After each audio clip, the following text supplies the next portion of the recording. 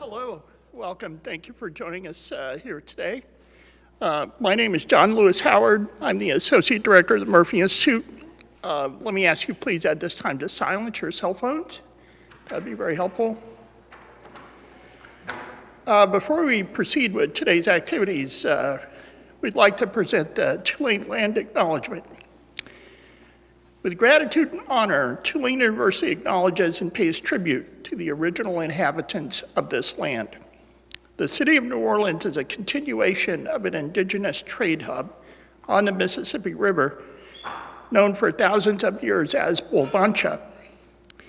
Native peoples have lived on this land since time immemorial, and the resilient voices of Native Americans remain an inseparable part of our local culture. With gratitude and honor, we acknowledge the indigenous nations that have lived and continue to live and thrive here. Thank you. Now, allow me to introduce Dr. Chad Van Scholen, Professor of Philosophy and Murphy Institute. Chad, and Director of the Center for Ethics. Thank you, John. Forgot about that one. All right, thank you all. Good afternoon. As John indicated, I'm Chad Van Scholen. I'm chair of the philosophy department here and the director of the Murphy Institute Center for Ethics. Normally, emceeing would be done by Professor Gary Hoover, who's the executive director of the Murphy Institute, but he unfortunately had other obligations today. He sends his apologies for having to miss the event. Want you to know this event is co-sponsored by several wonderful organizations besides the Center for Ethics. There's also the Altman Program in International Studies and Business, 98.9 WWNO, and the Freeman School of Business's Albert LePage Center for Entrepreneurship and Innovation. The Murphy Institute itself has three centers: the Center for Ethics, which I direct, the Center for Public Policy and Research, and the Center for Law and the Economy. Each of these centers offers a variety of programs, including public lectures, seminars. There's sponsorship by the Murphy Institute of speaker series for the political science department, the economics department, the philosophy department. And we have a lot of information about these events on the website. If you would like to find out more, I recommend when you are leaving, stop by the table. You can get information. You can snap the QR code. These lectures also go on to YouTube, so if you want to see some of our past lectures, and if you are watching on YouTube, please smash the like button and subscribe.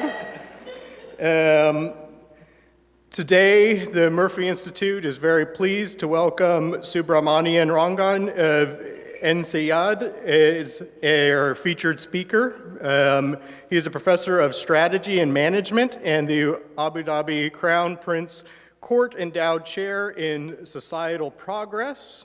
His research explores the evolution of capitalism and how enterprises and all economic actors may better integrate performance and progress, important for his theme today.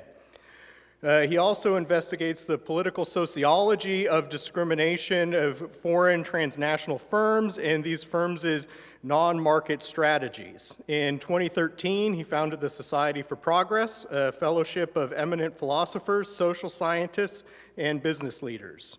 His published works include numerous monographs and articles published in leading academic journals, and his scholarship has been recognized with awards such as the Academy of International Businesses Eldridge Hayes Prize for Best Original Work in International Business and the Emerald Award for Top 50 Papers in Management. Today, he'll be presenting to us The Pareto Trap, How Fairness Got Sacrificed at the Altar of Efficiency, and How We Might Resurrect It. Please join me in warmly welcoming Professor Rangan.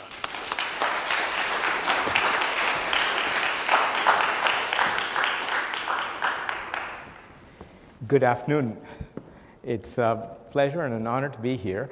I was just reading a philosopher who'd written a New York Times op-ed, maybe you saw that, about the tercentenary, the 300th birth anniversary of Immanuel Kant. And she was saying she lives in Germany, and she was writing about how Germany is really going to celebrate this and memorialize this all year. I was then looking at, of course, Adam Smith, and I noticed that Kant was born 300 years ago, and last year was Smith's tercentenary. And these two figures have had quite an important impact on the things that I've come to study. And just by way of background, what I'd like to say is I grew up in India and then came to the US to study, and I worked here, lived here for quite a number of years in Boston. And eventually I went to France to teach at this business school called INSEAD. And it's been quite I graduated and I started teaching about 30 years ago.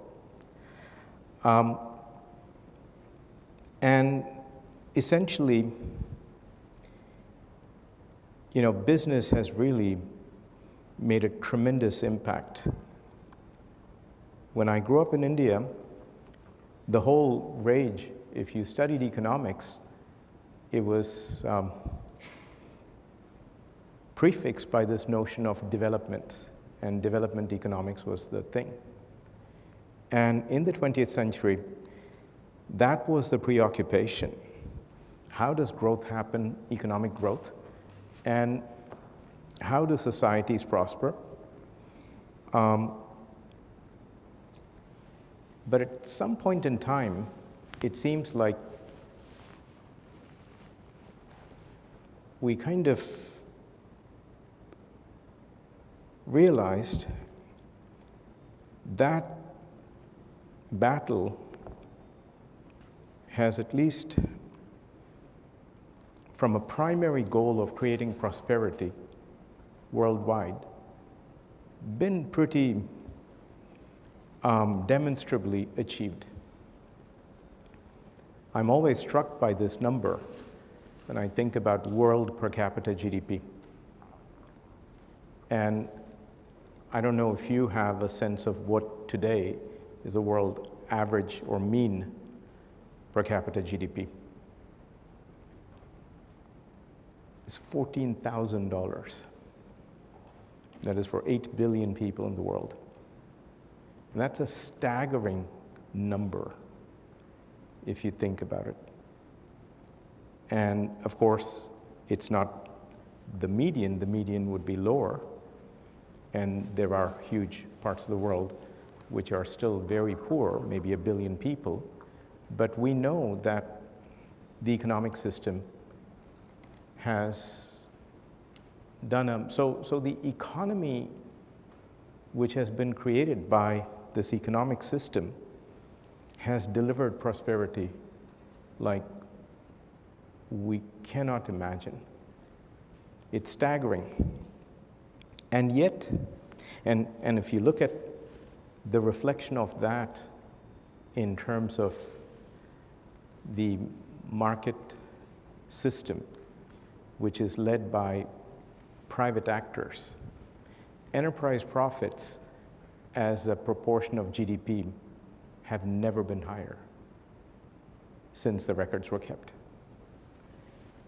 Stock markets have never been higher.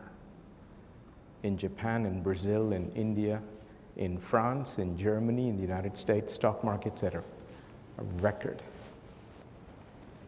And yet, there is a sense of anxiety. There is a tremendous worry that the future is not going to be sunny and rosy. And there is a paradox then. How can we have such a prosperous economy and yet such an anxiety about the future? And the film Oppenheimer won many awards.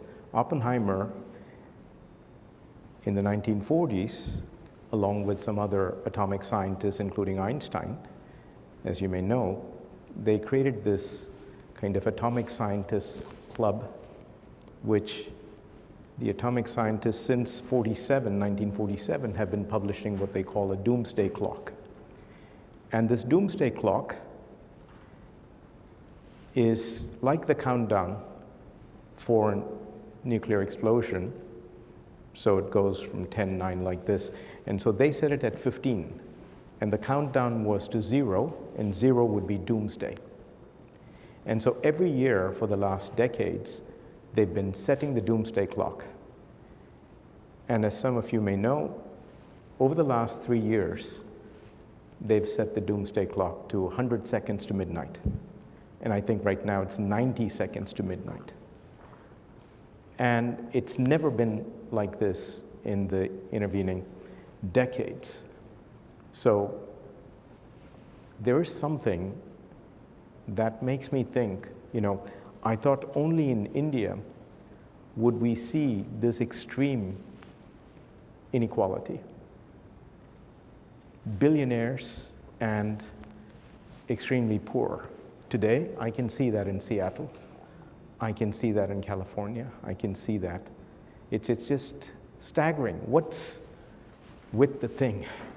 How is it that we're able to make all of these great things, including the new generative AI, and yet not be at peace with the economic system? So the economy is doing well, but maybe people aren't doing so well.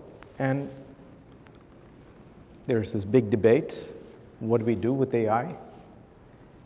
And OpenAI maybe was founded as a nonprofit, and then it has shifted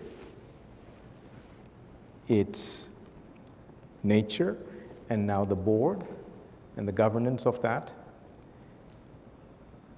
There was, in the last few weeks, a kind of huge controversy again about Instagram and the business model of parents managing accounts for young children who could then have a fee collecting or dues collecting membership. And it's just, it boggles the mind when we read these stories of how is it that we hope and we think regulation may be the answer to this. It's very unlikely. And even established big firms, like in the aerospace industry, what we've seen with the recall of the 737, how could that happen? These were, and whether it's the opioids or, and again, established big firms that we would trust. So at some point, I started to wonder, how could we explain this? I teach in a business school. What is it that we may be teaching our MBA students or the executives who come to the executive programs that may cause them to do these things in banking, in aerospace, in pharmaceuticals? All of these industries are highly regulated. And yet, and nobody wakes up that I know who says, today, I want to do harm. I want to endanger people. I want to get them addicted. I want, in fact, life expectancy to go down. I don't know of anyone who wakes up and does that. And in this quest, that's when, Chad, I initiated this group reaching out to both social scientists and to philosophers. And what I'd like to share with you today is some ideas that have come out from that collective journey of working across these various disciplines: economics, sociology, psychology, and of course, political, moral, social philosophy. I've had the privilege to work with just amazing people. They've given their time, they've given not only their encouragement, but their enlightenment. And these are some of the most brilliant minds. And in a business school, of course, we're much more on the applied side. Applied in terms of the social sciences and applied also in terms of the moral sciences. You can think of it as phronesis. And what I want to share with you is what's coming out of this. This year, Oxford University Press will publish our third volume. And this third volume is about the system itself, and in particular, what we call the paradigm of the market-based system. And the hypothesis in this volume was maybe it's not the individuals or the firms, it's the way we have conceived of the operating system of the economy. And could we look at that operating system and see where the bugs are? And why have we not done this before? And if we have done this before, why have we not fixed the bugs? Are these unfixable bugs that will continue to kind of surprise us badly, or are there things that can be done? And where is the fix going to come from? What I want to share with you is how philosophy can help us fix these bugs in the economic system. And I'll just give three particular facets of the economic system and how one might approach it. So what I'd like to do is give a little bit of a background as to why this is worth studying, and then go into what is that economic system which is, on the one hand, causing these riches, but on the other hand, causing these concerns. And then I'd like to close with some implications. What have I learned from this journey, which is now about 10 to 12 years? So it's been just over a decade, I would say, and that's still early days to take such an intricate system. So this is I'm looking forward to the questions or the comments and the observations you have on this. And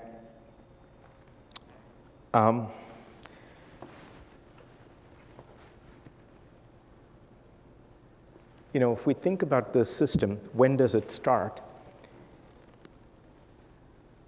How do we think about the notion of prosperity and the notion of the economy? So historians estimate that humans started counting about 60,000 years ago. So language is estimated to be slightly older than that, but counting numbers are estimated to be 60,000 years ago. Now, why would people want to count?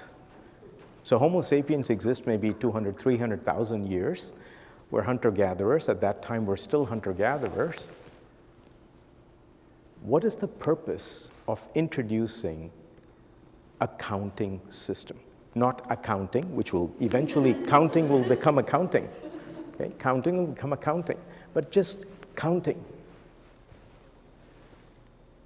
And it must be that humans had this notion of possessions. I count what I possess, what is mine. And at some point in time, around then or before then, we start to have this sense of private property. This is mine. If I give it to you or I count, and it could be grain, it could be cattle, it could be tools, it could be people. So this notion of private property or private possessions is very old. Once you have private possessions, then you can conceive of the notion of gain and loss. I want to gain possessions, I don't want to lose possessions. And once you conceive of the notion of gain and loss, we can introduce the notion of max and min. I want to maximize my gains and I want to minimize my losses. So the idea of max and min, which is very important in business, you want to maximize your profits, you want to minimize your costs, et cetera, et cetera. These are ideas that have been with us for a long time, way before settled agriculture. We fast forward, we settle, trade has been happening for tens of thousands of years, but the economy as such is over the last 1,000 years. And the production for surplus and then contracting, financing, risk-taking, and risk-sharing, all of that is just over the last 500 years. And the elaboration of an accounting system and what we would call modern business is just over the last few hundred years.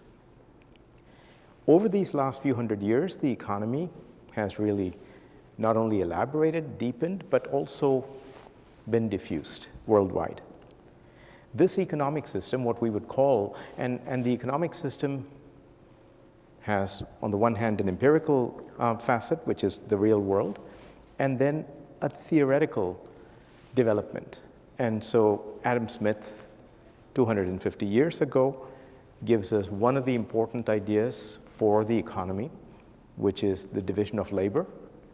And then subsequently, 100 years after Adam Smith, is PARETO, who is following and working with Walras, and they are working on formalizing Smith's ideas into what today we would call microeconomic theory, theory of markets, the general equilibrium, and so on. And more recently in the 20th century, with Arrow and DeBrew, we start to further establish that a decentralized market system is the one that delivers the best, or at least the most, and what we would call welfare or utility. Now, what's the problem with this? What's happened since then? Let's look at the challenge and how we might address it.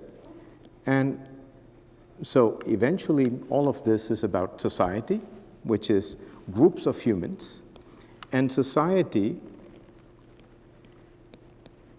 is coming from, we are a part of, and originating from the biosystem. Now, once we created society, which is co-located stable groups of 100 or more, this is about 10,000 years ago, we then encounter this problem that we call the problem of interdependence. The problem of interdependence is a chronic problem. What you do will affect me, what I do will affect you, and how do we regulate that interdependence? And so early on, we create a second system, which is what we would call the cultural system.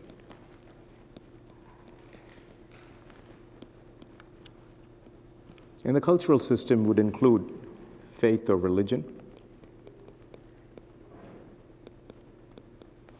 It would include the academy. It would include the arts, media today, et cetera, et cetera. But the cultural system wasn't enough, and we introduced a third system, namely the political system. We needed the force of law. Culture was not enough to regulate our interdependence, and eventually we introduced the fourth system, namely the economic system.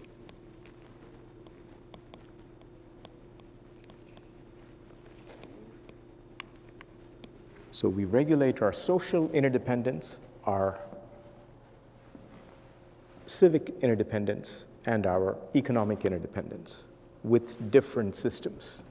These are the four systems that influence us every day, and we influence these four systems every day. Now, the point I wanted to make was the economic system has been the one that has really delivered big time. Alas, we've lost our trust in the economic system. And the main reason is the economic system is not judged to be fair. no matter which way we look at it, the economic system is seen as not being fair. And we need to understand, and if we don't have trust, trust is always about fairness. And further, not only is the economic system seen as a problem, there is no modern economy without energy or without materials. We're a materialistic, energetic economy. And as the economic system has prospered, it has really unintentionally harmed the biosystem. Whether we look at temperatures, whether we look at natural disasters, the health of oceans, whether we look at the glaciers, whether we look at air quality, water quality, biodiversity, species, in any indicator of the biosystem is under pressure.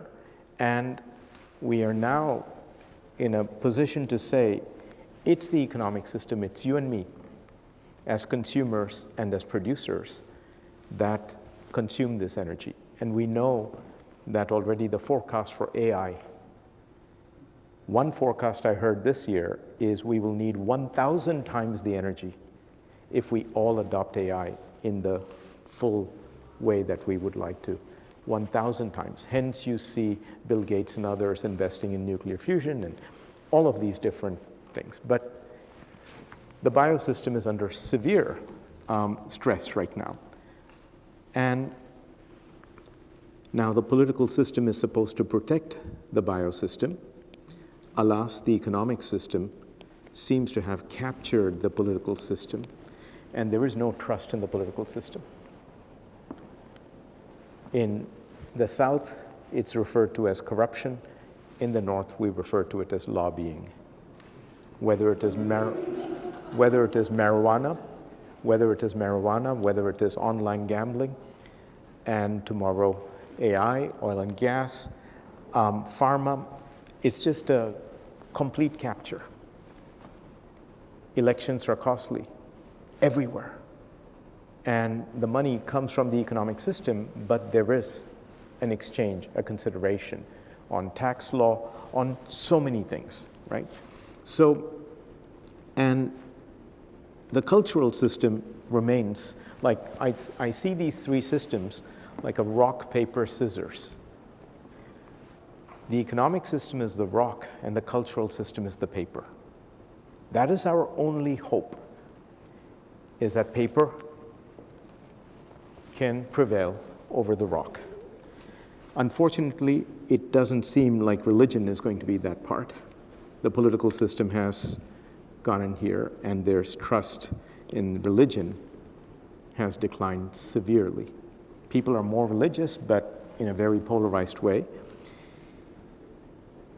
Media, equally, unfortunately, is infotainment, and that too has lost. Definitely, the arts are trying their best to show us a mirror, whether it is Hollywood or Bollywood, whether it is visual artists or others, writers. The arts, but nobody ever said the brush is mightier than the sword, okay? Maybe the pen is mightier than the sword, and my big question is, what are we doing in the academy?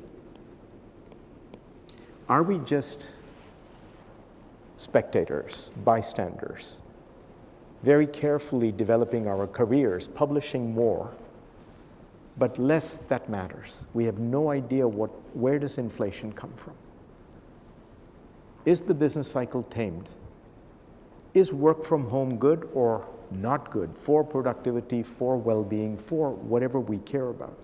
On so many of the important issues, we seem to be at a loss, and yet my sense is that it's the cultural system that might help reform and rescue and refine the economic system so that it can be evolving in a more satisfactory way.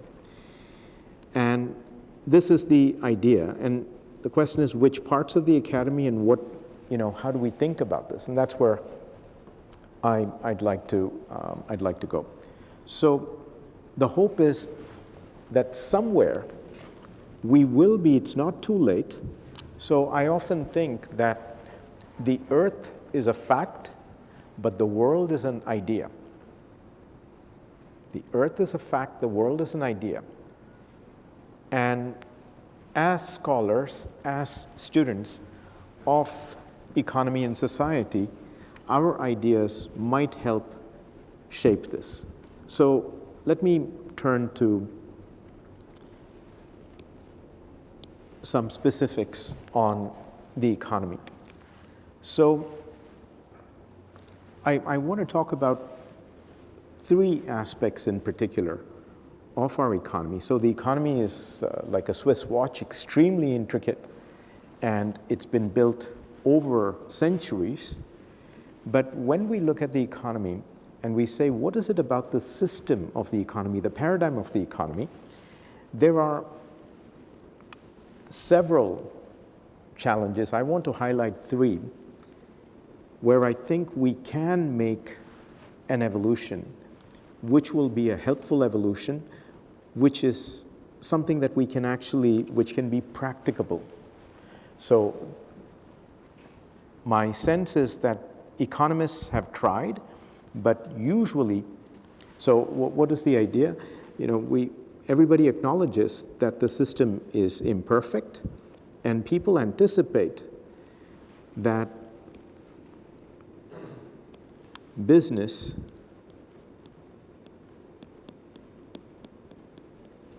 is supposed to serve society. That's the design. But that this may not always work in that way, and therefore we need the government. So we have the invisible hand and we have the visible hand. And the government will protect society from business through regulation and taxes and other instruments. Now, this is going to be the design. It's a three-part design. What I'm trying to propose is that we need this to become a diamond. We need the academy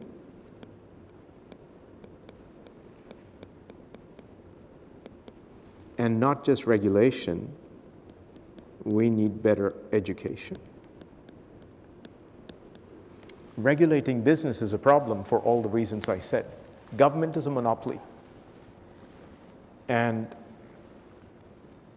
if you can lobby that monopoly, then you get the regulation you want, not the regulation society needs. And this, in fact, reinforces the distrust. Education of business and all economic actors, investors, producers, consumers, that is you and me, and employees, etc. And this is partly what we can do through the academy. This is a scalable design. If we can have better ideas for the economic system, we will be able to scale this. And we will be less disappointed. So this is now, how do we do that? What does it take? So here we need to go into economic theory, and I won't go into all of it, but I want to highlight three aspects of economic theory where I think we can change. And so if we think about economic theory or the economic paradigm,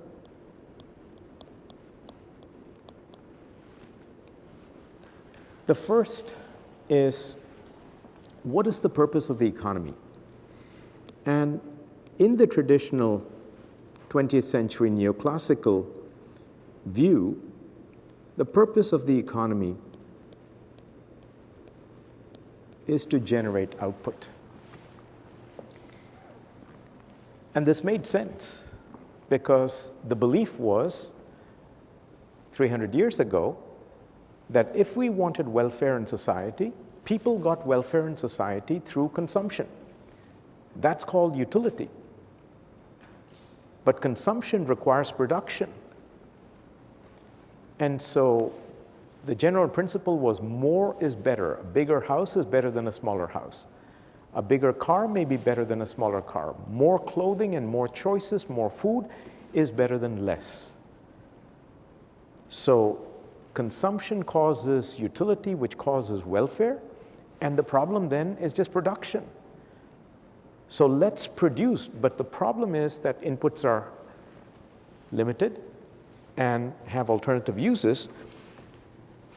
But the goal of the economy is output. Today, we realize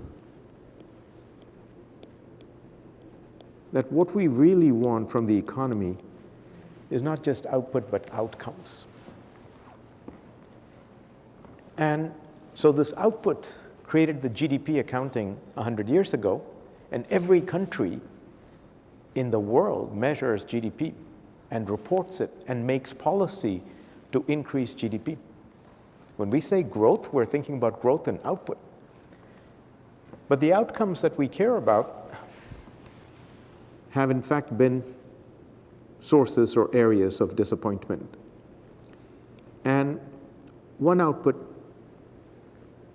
today that we care about is, one outcome that we care about today is not just wealth, but well-being. And so whereas traditionally it was GDP or what we would call wealth, today we realize, and studies show us, that well-being is correlated with, but not necessarily caused by, wealth. And that there are other things like relationships. And somebody said, money may be the currency of the economy, time is the currency of life. How you spend your time is what will cause your well-being. And it's all about the relationships. And there are some empirical studies, longitudinal studies, that purport to establish this. And well-being is multifaceted, it's not one thing, and we can measure it. It's not something that is hard to measure. And so the OECD today has the Better Life Index, which purports to measure well-being, and we can see this. So if well-being is about relationships, relationships with family and friends, relationship with self, nature, etc., and this requires time, we may need to rethink how we organize that. In the 20th century, families became work-centric. And the consequences are incredible. Today we see fertility is dropping everywhere. If we want fertility to go back up, forget about replacement rate, just going back up. South Korea is now at 0.8, is the lowest. And India, China, everywhere, we have to, in this century, make work family-centric rather than families work-centric. This is going to be a major source. If we want to address mental health issues, forget about physical health, we have to rethink what is the purpose of the economy. Is my business generating well-being or only wealth? We have to start thinking about innovation as outcome-centric, not output-centric. So cars were output, mobility is an outcome. We realize today we want mobility, not cars. And maybe we need cars. Even more important as an outcome is, of course, fairness. Fairness is an outcome, and all the wealth has been produced and increased $105 trillion. And we see that the share of that wealth that goes to capital versus that share that goes to labor has been changing in a very dramatic way. It used to be about 75% went to labor and 25% to capital, and today that number has shifted in the direction we think it has, which is capital gets much more share of this than labor. And the pie is so much bigger than it was 30, 40 years ago. And so we see this incredible inequality in the Gini coefficient.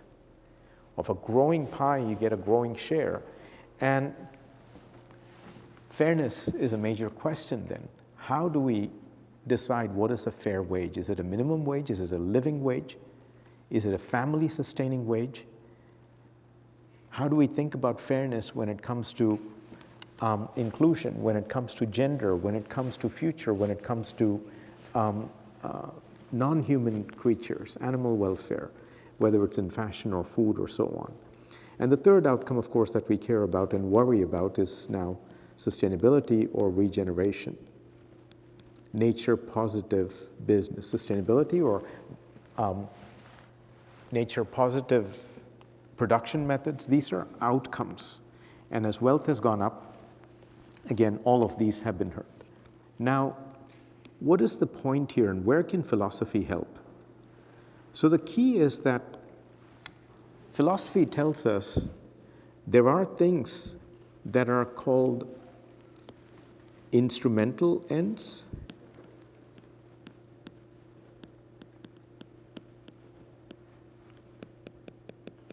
and there are things that we know are intrinsic ends. And basically, if we can learn that from Aristotle about focus on, I was teaching an executive program once and I was asking these executives who were there, what do you think is the most important question in life? And one Irish executive said, is my ladder against the right wall? He says, we're all climbing some ladder and we may even get to the top, but if we then realize my ladder is not against the right wall, that's a huge crushing disappointment. And as Hobbes said, I think, hell is truth discovered too late. We have time. We can change.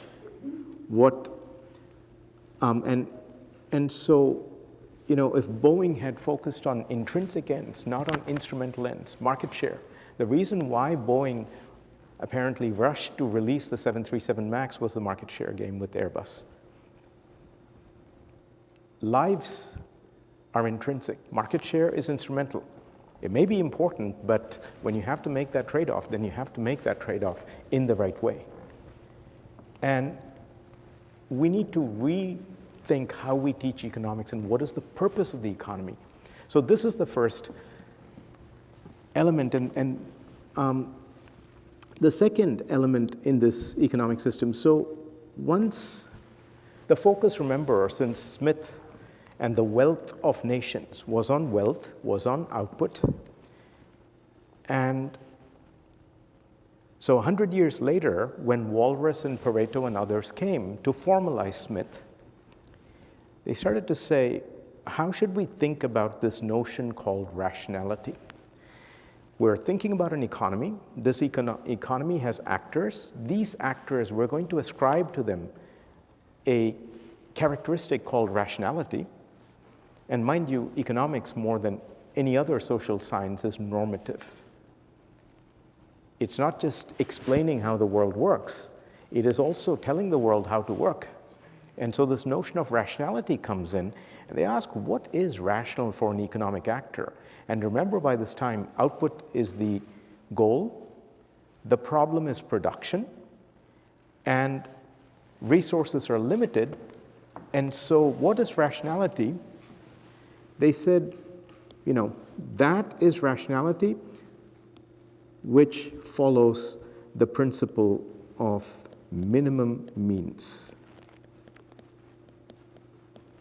So if you're taking an economic action, use the least means to achieve that. This is also called economizing. Economics, noun becomes a verb, economizing. Leonard Robbins was very important also in that same time frame, along with Edgeworth and Walras and Pareto, in saying rationality is minimum means rationality. You achieve that output with the least means. We call that productivity, we call that efficiency, we call that economizing. And what is it that are the means? Traditionally, there are two important means, labor and materials.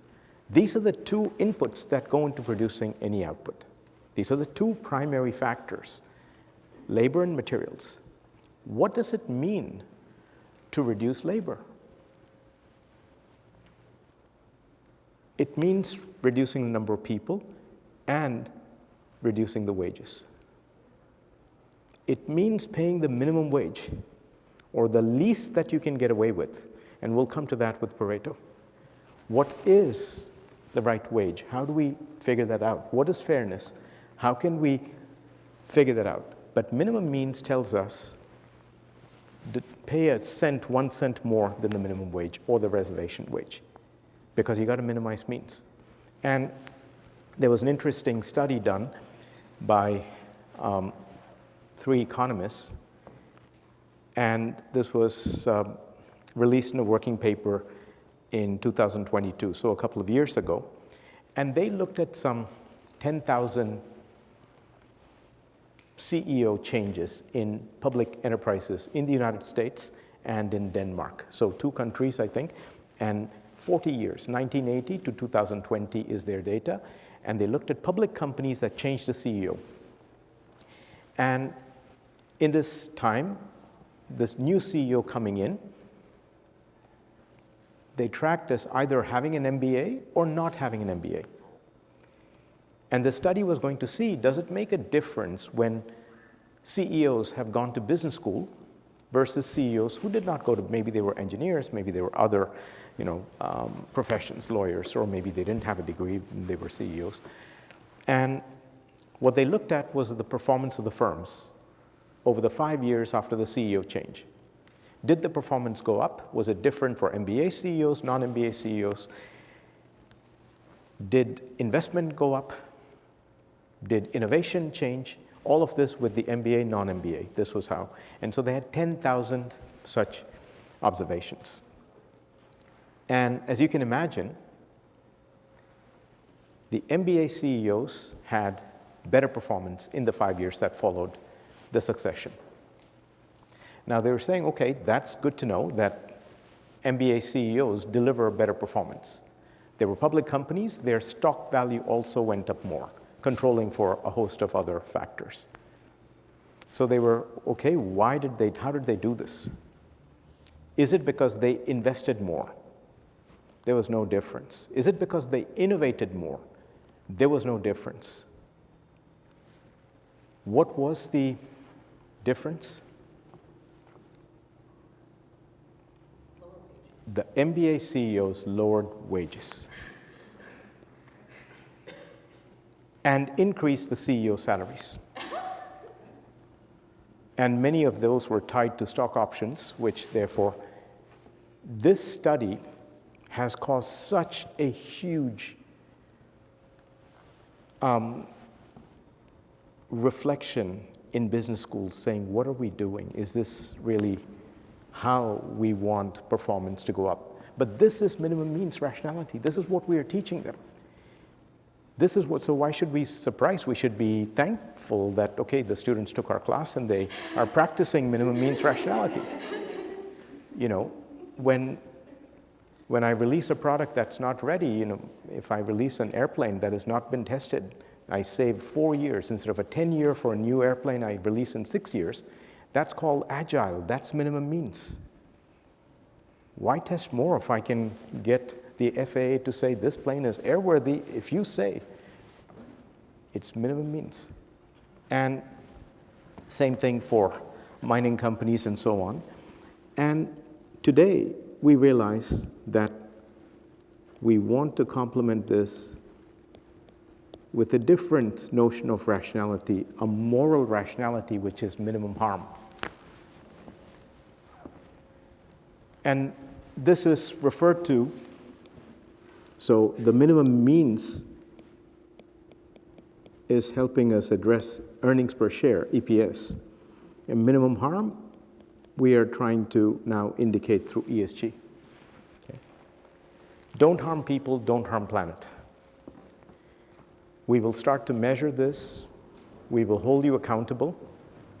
And this is another evolution, a second thing, where the Smithian notion of propriety comes in. Adam Smith, in his theory of moral sentiments, talks about the impartial spectator, and he says, hey, there is a standard called the propriety standard. Lex is the law, jur, justice. In Latin, jur means proper, propriety. It's not just how much money you make, it's how you make the money. I repeat, it's not just how much money you make. That was a 20th century question. In the 21st century, we also want to know how you make the money, right?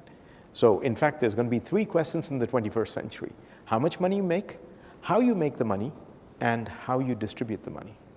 We'll come to that in the third case. This is about how you make the money. Is it minimum means, or is it also minimum harm? Now, this changes the profit function. So usually we have a profit function, which we write as P minus C times N, which is price minus cost times the number of customers, the volume. This is the usual profit function. And therefore, minimum means is focused entirely on the C. Maybe business leaders feel price is in the market. I'm not really going to be able to play too much with that, which is not true.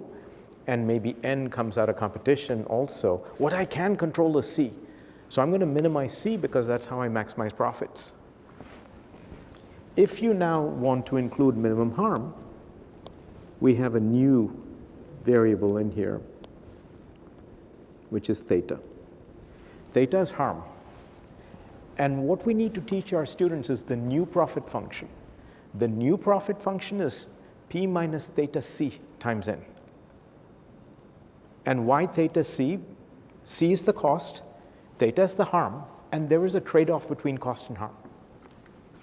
So McDonald's recently, over the last couple of years, has been under pressure to change its practice of getting bacon from pigs that are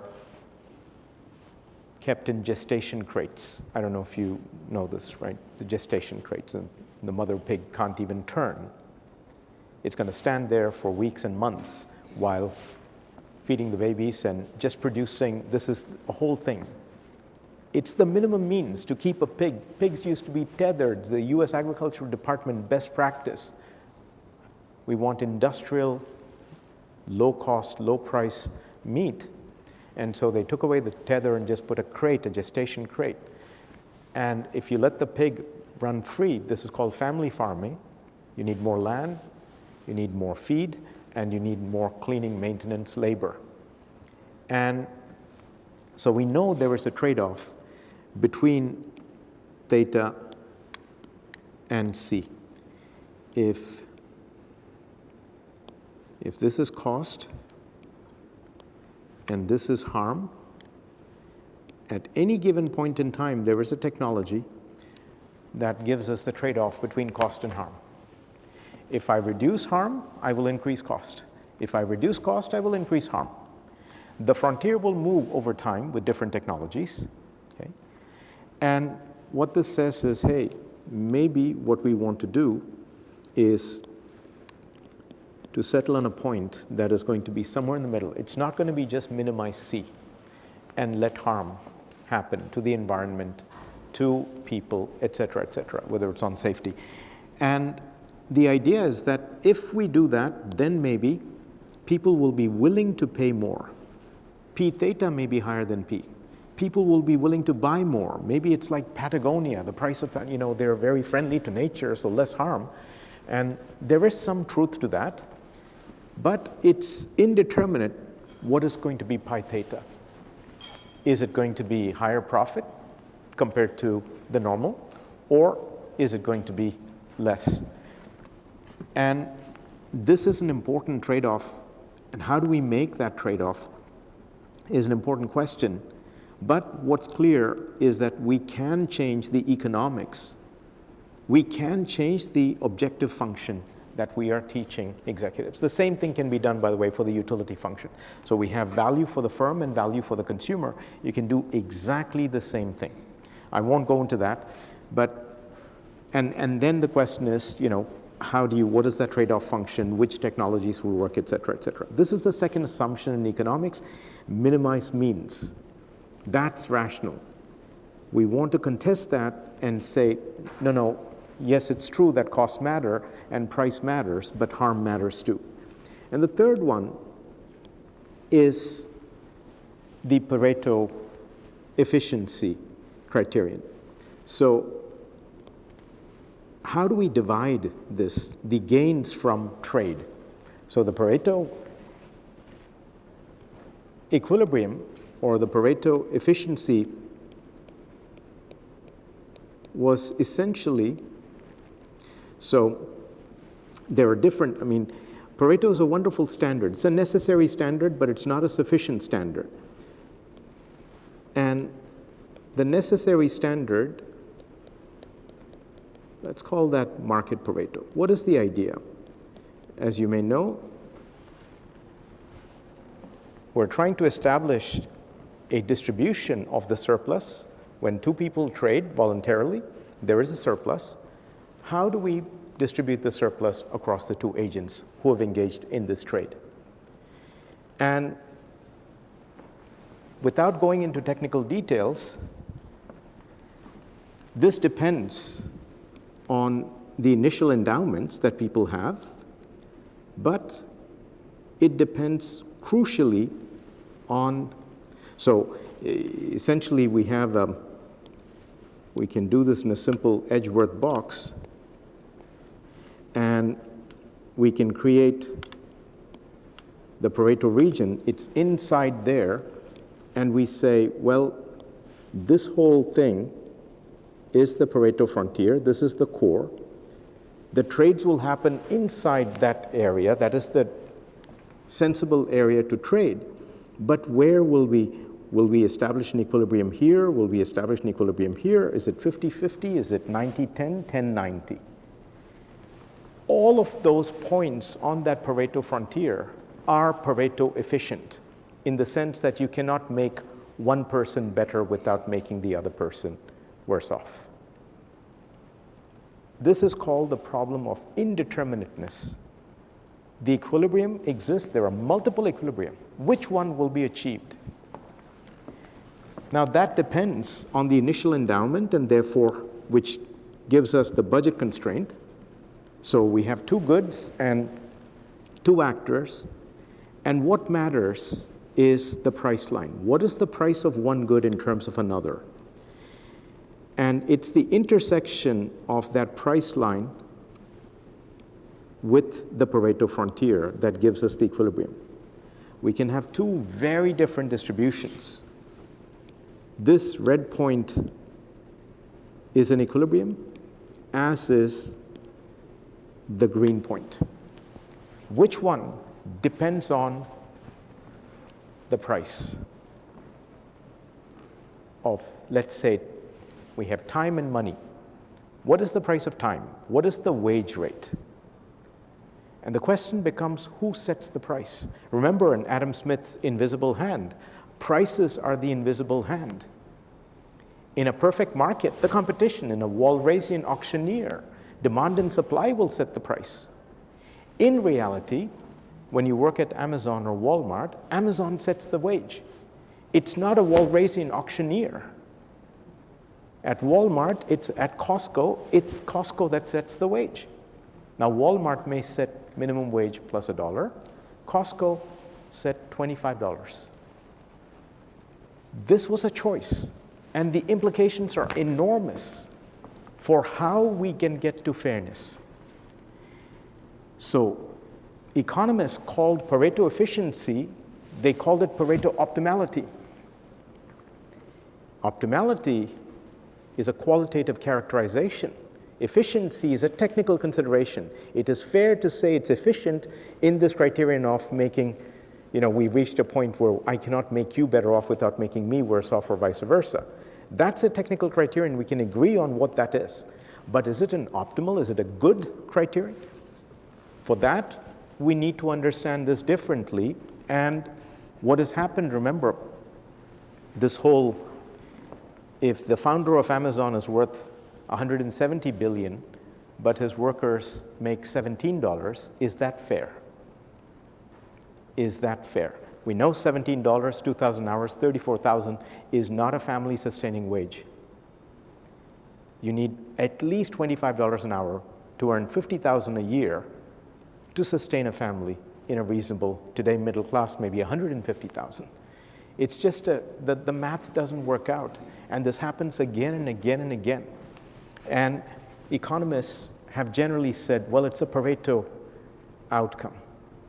It is Pareto, but it's a market Pareto. It's not a moral Pareto.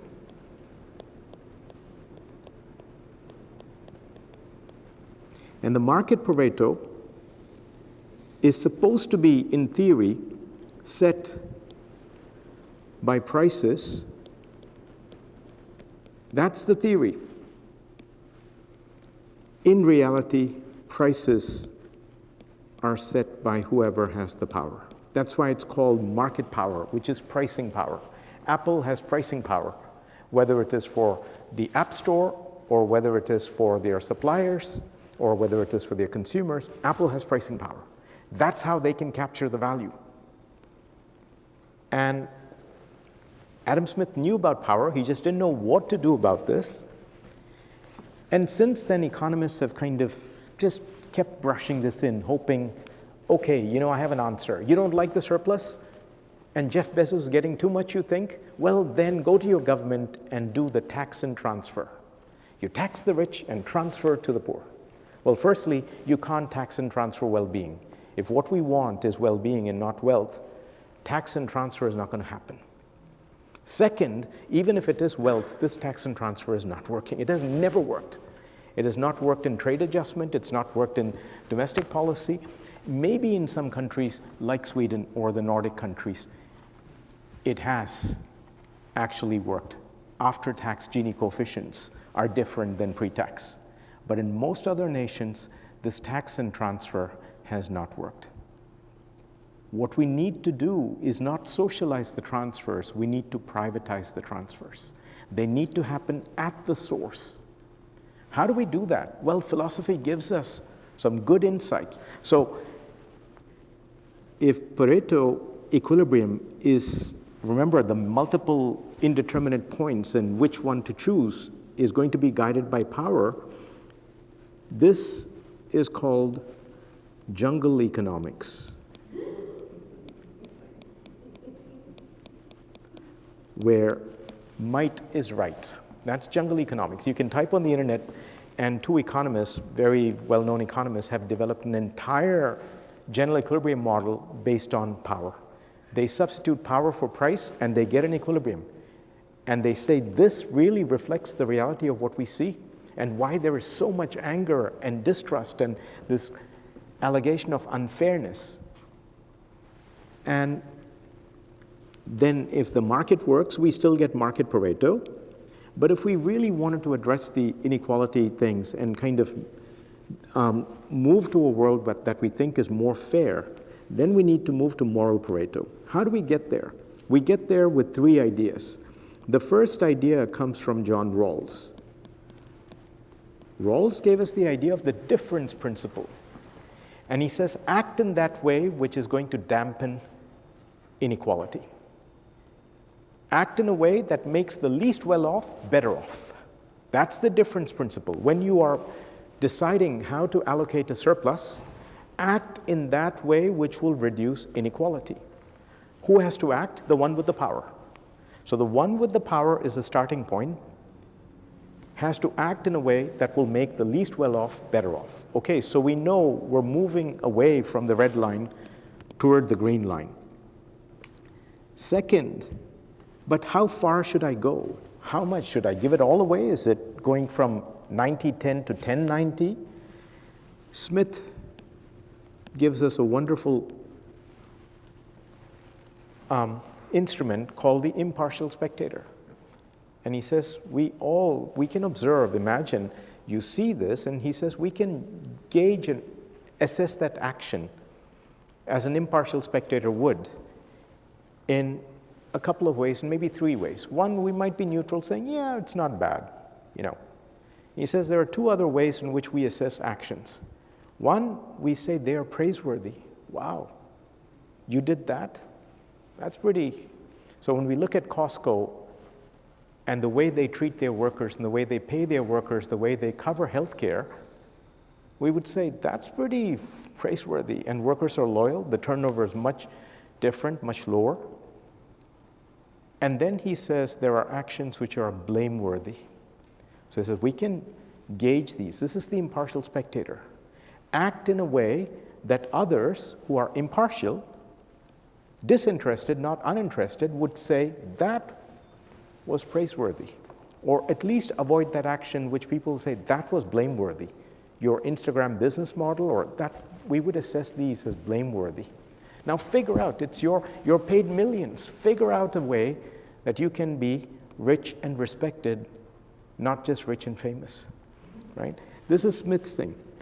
And further, Kant gives us a third heuristic.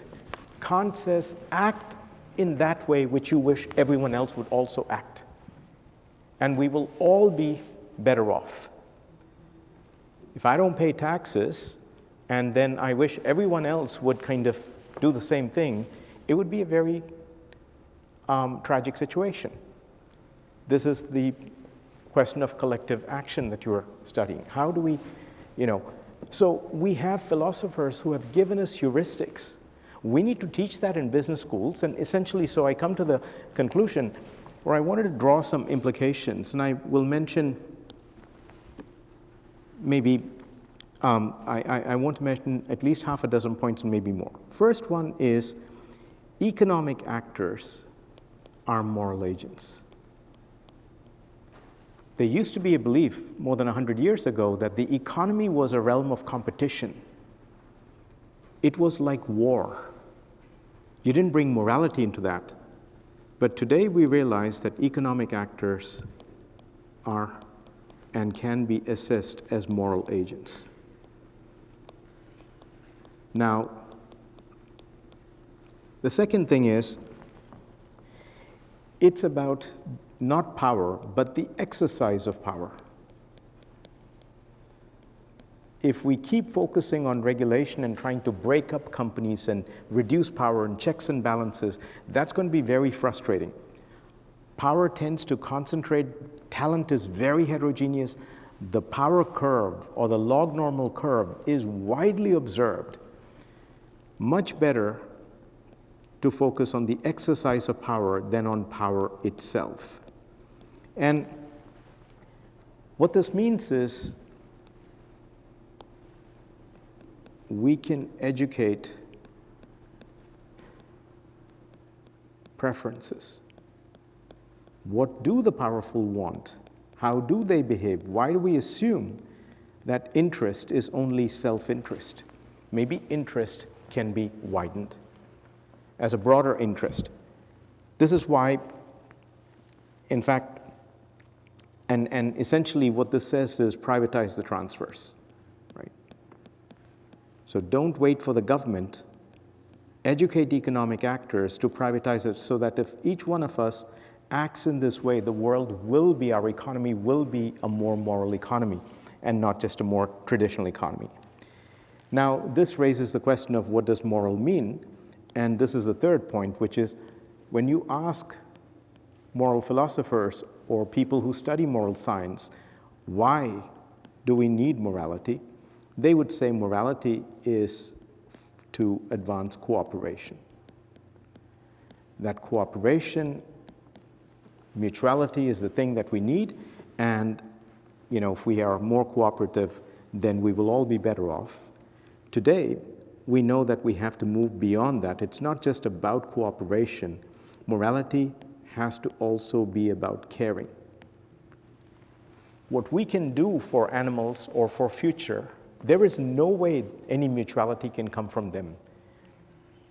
The future cannot do for us, but we can do for the future. This is moral action. Can implies ought. And morality has to be about caring, not only about cooperation. The fourth point that I want to make is, we've studied in business a lot about decisions, but in fact, this is about choices. This is not about decisions. Decisions are about information, choices are about identity. Who are we? What kind of a world? Remember, the earth is a fact, the world is an idea. We choose the idea. Maybe practice and convention was one way, but we can choose a different way, a better way, a more moral, more fair way.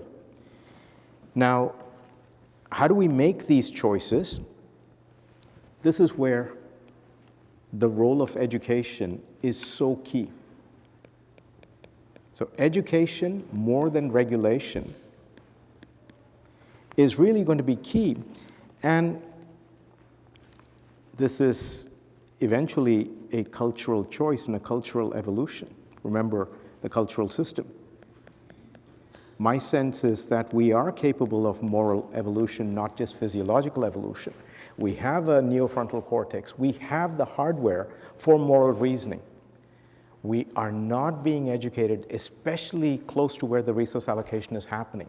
This is why phronesis is so important and philosophy is so important, to bring in to those who are the decision makers, who have the power, and not just regulate them, but educate them.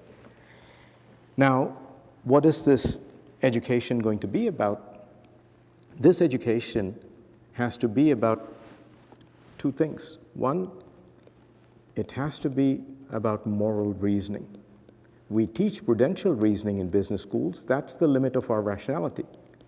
But we can teach moral reasoning. There is no reason we can't. And there are good ideas, there are practical moral reasoning, not just conceptual trolley problems. And I think the other thing is it's about moral roles. Reasoning tells us what's the right thing to do. Roles tell us why we should do it.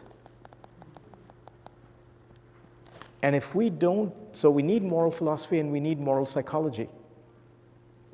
Good, solid, rigorous, synoptic, parsimonious moral philosophy, moral psychology in a business school will make a huge difference.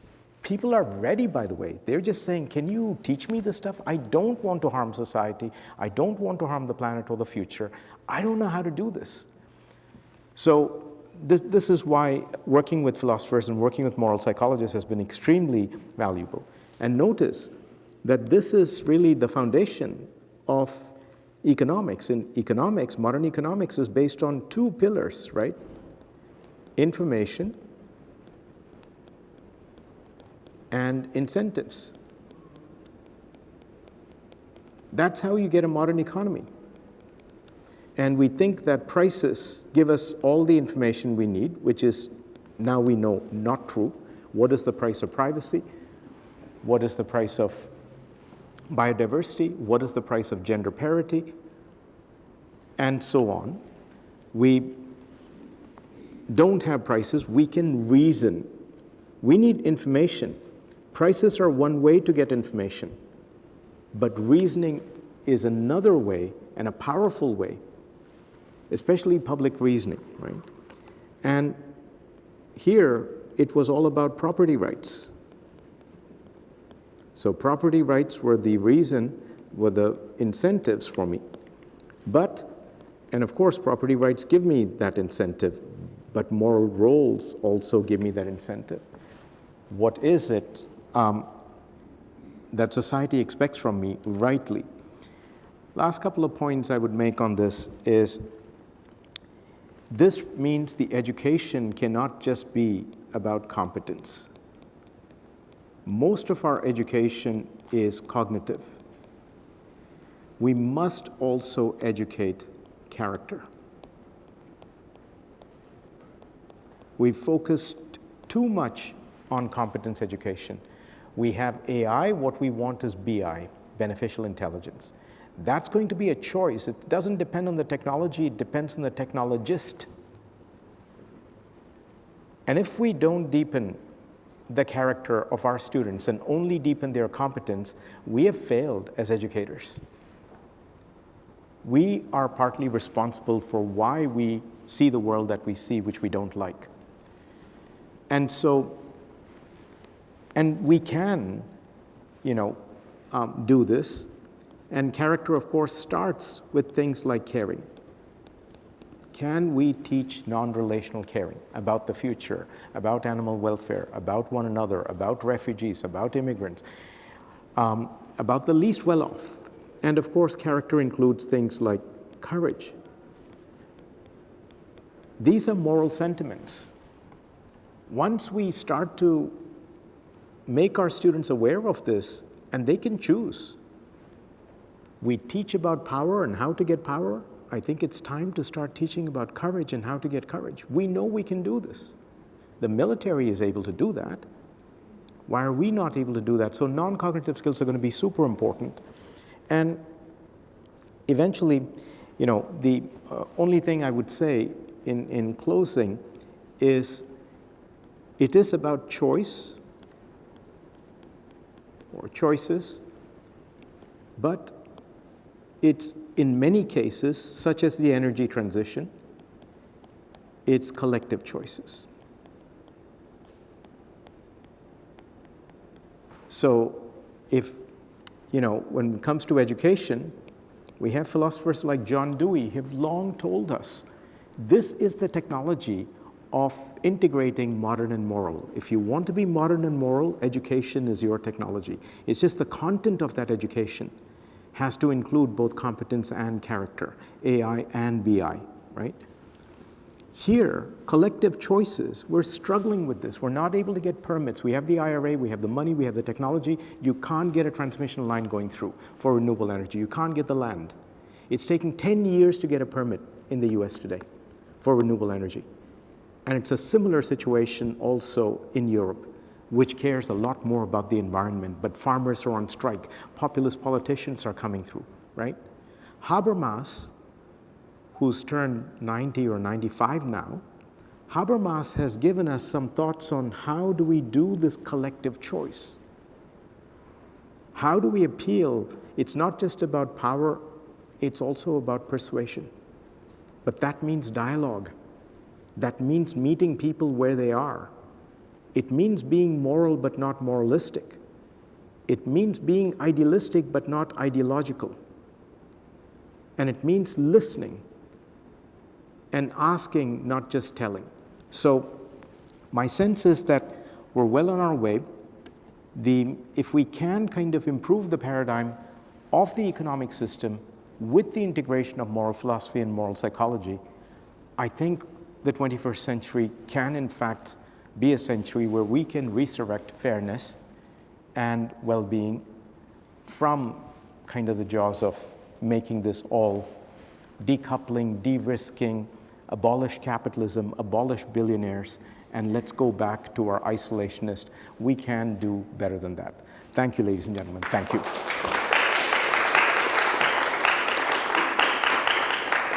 We'll have a bit of time for questions. You'll have the option if you'd rather sit or rather Sure. stand. Totally up to you. If people want to raise their hands, and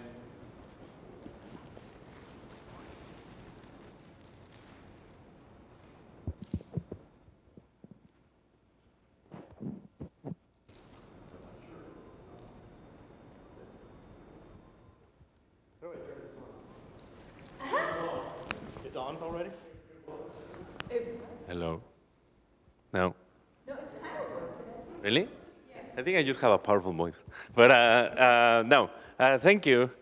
So you said that that the economy creates prosperity, but is perceived as unfair, and that's the problem.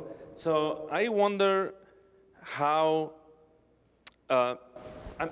It seems to me that that depends on the assumption that there is one idea of fairness.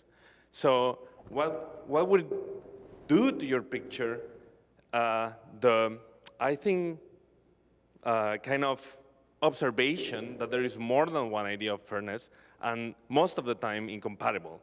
Maybe any result would be unfair in that case. So yeah, I would like to hear your thoughts about that. Yeah, I think it's very important that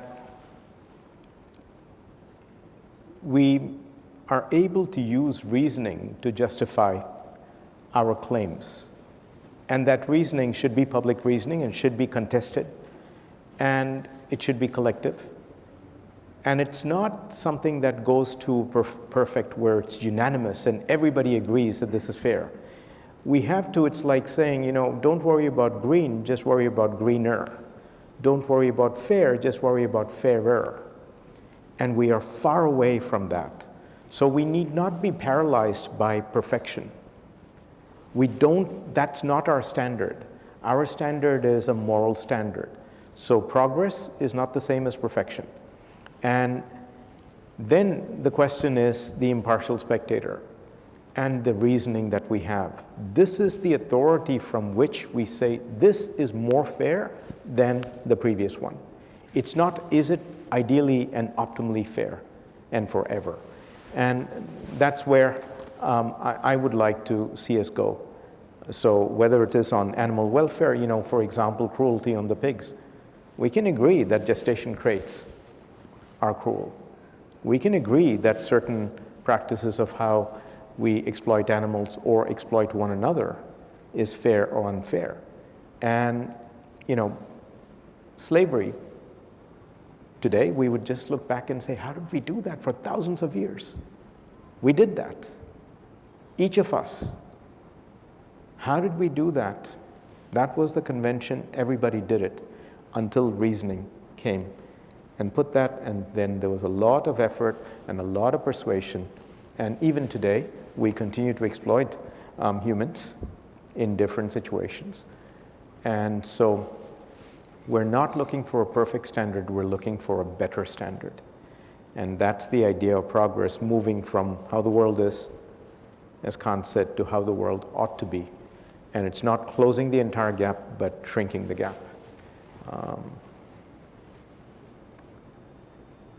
Hi, thanks for an interesting talk. I wanted to circle back to your conclusions in terms of the idea of encouraging more moral education among those who, in the MBA programs presumably, where future leaders are nurtured. But in fact, isn't it the case that many, if not most of the major companies now, whether Meta or Microsoft, Amazon, et cetera, are led by individuals who dropped out of college. They never made it into MBA programs, right? So how would you respond to that challenge? Right. Yeah. In fact, in that study, I told you about this 10,000 CEOs. So the proportion of MBA CEOs has increased, almost double between 1980 and today. It used to be about 20%, and now it's about 40%. More importantly, if you see the consulting industry, the management consulting or the business consulting industry, it has just exploded over these last 20, 30 years. Almost all the consultants, I would dare say more than 80%, are MBAs. And hence my hope is that the MBA, doesn't just stand for Master of Business Administration, but comes to be Master of Better Alternatives. And if we educate them in an appropriate, more integrated manner, not just kind of politics and economics, but also philosophy with certain, again, pragmatic, practical reasoning, skills, and frameworks, people are ready to adopt it. We need to do the research carefully. We need to be able to address questions like the one about, this question comes up all the time. What is the standard? Isn't morality particular to a particular country? Or, how do we decide on gender parity or child welfare or so on and so forth? And so I think we have a lot of work ahead, but my sense is that education plays a bigger role. And it's not just MBAs are one particular profession. You're right that many of these people don't have those, but empirically, what I'm saying is the broader pattern. What you're saying is absolutely right in the particular cases. Let's hope the Bill Gates outnumber the Elon Musk. I'm not so sure that I would go, again, when we get into the particulars, we start starting to make our own judgments. So we look at the broader issue, but I take your point. So I just wanted to add a little bit on top of that question on education, because I wonder if we're thinking about qualities like caring and courage that we want to really imbue people, students with, if we shouldn't be starting much, much earlier. Like I think about when are values formed in a human, and then I'm like, this is early childhood we're talking about, right? Child care, early education. Right. So actually going back to the I regulation point, we're talking about better funding public education and making sure that child care workers have a livable wage in their salaries and that kind of. So when should moral education of this sort, this kind of reasoning, be shared and inducted or inculcated? My sense is, the myelinization of the brain starts from the back and goes to the front. The myelinization of the brain does not complete until the late 20s, even perhaps until 30. The neofrontal cortex is the last part that is then to be myelinized. This is where social relationships and moral assessments and social connections and caring and being able to balance self-care versus other care or self-interest versus other interest. So in fact, it would be wasted, I think, on young children. They don't yet have that capacity for judgment. They're growing in language, they're growing in many, many other ways, acuity and logic and memory and so on. The moral stuff, when you start to see that your actions have ripple effects, it's not just what you did, it is what you did which is going to affect an entire town. You're closing a plant and there's 1,000 families, and that was the company town, and you need to do that for economic reasons, but then these workers who may be in their 40s or 50s have homes and families and they're not so mobile. If you don't care about that, then somehow we have failed. And when you do the numbers, you realize that it's not really about the money. It's just you didn't care. If you actually cared, and so I'm going through one such situation right now. We're working with a business which is doing exactly this. And the target they're now establishing is not whether to keep the plant running, but unprofitably. It is that in 1 year, 100% of all the people who are involuntarily separated will have other jobs that are family sustaining. And that there will be an ecosystem of other employers, there will be retraining, there will be all kinds of things. And if there are particular families, let's say 50 families have children with health needs or individuals who have, need that coverage, taking that, today with big data, we have all the access to be caring. We can do it. It's just you need to care and you need to make sure that somebody is, it's not just, hey, okay, so did we reduce that capacity and what's the write-off? These are simple things, and believe me, I'm working with organizations all around the world. After this, I will go to Brazil. After that, I will go to Turkey. In both cases, it's exactly for this reason. And the enterprises have called me to say, please, can you help? We want to do this, what is called integration, integrating income and impact. We want positive income and we want positive impact. We do care, we just don't have that routine yet. And that's what we're there to do as teachers and as scholars. So I think you're right that from an early age it would be great, but the reality starts in the late 20s, 30s when you start making those calls. What should the price be? Should I go for this lobby for this legislation or that legislation? Yeah. You may have answered part of my question already, but in your very excellent presentation, you made no mention of natural law. Where does that fit in your discussion? again, going back to the distinction between the normative and the normative and the positive in economic terms. Yeah, when you say natural law, what are you thinking of? Are you thinking of Again, physics? in the moral philosophy point, people's innate ability to know the distinction, even at a young age, the distinction between right and wrong. Yeah.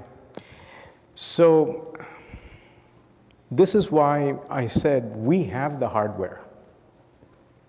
We have neurologically the capacity for, so my sense is even before this generative AI, the notion of Homo sapiens as the best descriptor of who we are compared to Homo sentiens, I think sapiens is now on its way going to machines, and we will be,